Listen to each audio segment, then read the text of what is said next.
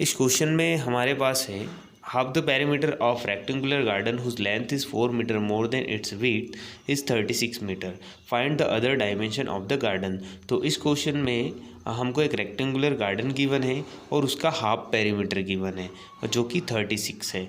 अब इस rectangular garden के लिए हमको एक कंडीशन गिवन है कि whose length is 4 metre more than its width, मतलब रेक्टेंगुलर गार्डन की जो लेंथ है उसकी विड्थ से 4 मीटर मोर है।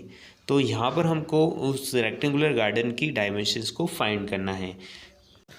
तो इसके लिए हमने किया let the breadth of the garden be x metre and the length of the garden be y metre. और अकॉर्डिंग टू द क्वेश्चन हमको गिवन है कि half the perimeter of the rectangular garden is 36 metre. तो हम यहाँ पर write करेंगे half of the perimeter of rectangular garden is equal to 36 metre. अब यहाँ पर हाफ बोला है तो हम हाफ लगाएंगे, 1/2 लिखेंगे और पेरीमीटर का फॉर्मूला जो होता है वो क्या होता है 2 इंटू लेंथ प्लस ब्रीथ। तो यहाँ पर क्या हो जाएगा 1/2 इंटू 2, लेंथ क्या है यहाँ पे x है और ब्रीथ क्या है y है, तो ये हो जाएगा ब्रैकेट में x plus Y is equal to ये कितना गिवन है हमको 36 मीटर। अब अगर इसको फर्दर सॉल्व करेंगे तो यहाँ से 2 से 2 क्या हो जाएगा कैंसिल आउट हो जाएगा और x plus Y is equal to हमको मिल जाएगा 36।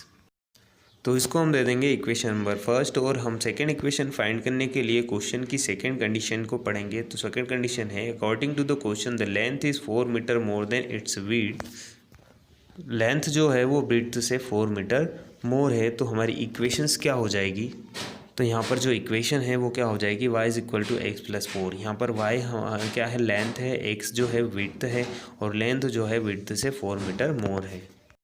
अब इस क्वेश्चन में गिवन है कि हमको इसका सॉल्यूशन ग्राफिकल मेथड से फाइंड करना है। तो ग्राफिकल मेथड से सॉल्यूशन फाइंड करने के लिए ईच इक्वेशन के लिए हमको 3 सॉल्यूशंस फाइंड करना पड़ेंगे। तो हम हर एक इक्वेशन के लिए एक टेबल बनाएंगे और हम 3 वैल्यूज़ फाइंड करेंगे x और y की। From equation first we get, जो हमारी इक्वेशन फर्स्ट थी वो क्या थी x plus Y is equal to 36 थी। तो यहाँ पर हमने इस इक्वेशन को इस टाइप से अरेंज कर लिया x is equal to 36 minus Y.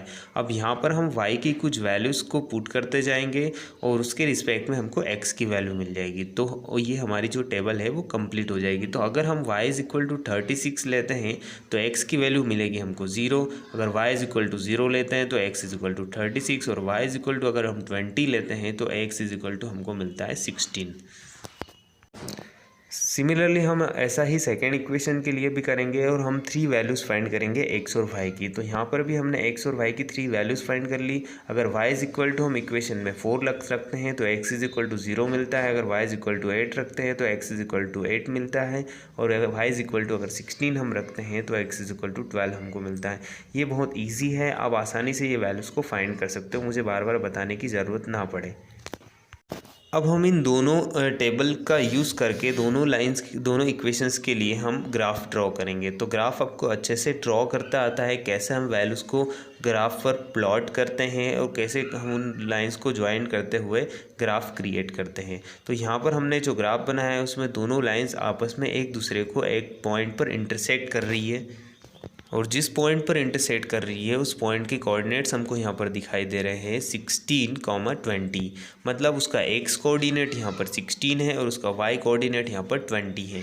तो यहाँ पर हम समझ सकते हैं कि जो x की वैल्यू वो 16 मिल गई हमको, y की वैल्यू जो है वो 20 मिल गई है और हमने y को लेंथ लेट किया था और x को हमने विड्थ लेट किया था। तो हमारी जो लेंथ हो गई वो 20 हो जाएगी और विड्थ जो है वो 16 हो जाएगी। So we can write here both the lines intersect at point 16, 20. So the breadth of the garden is 16 meter and the length of the garden is 20 meter. And it is the solution of this question.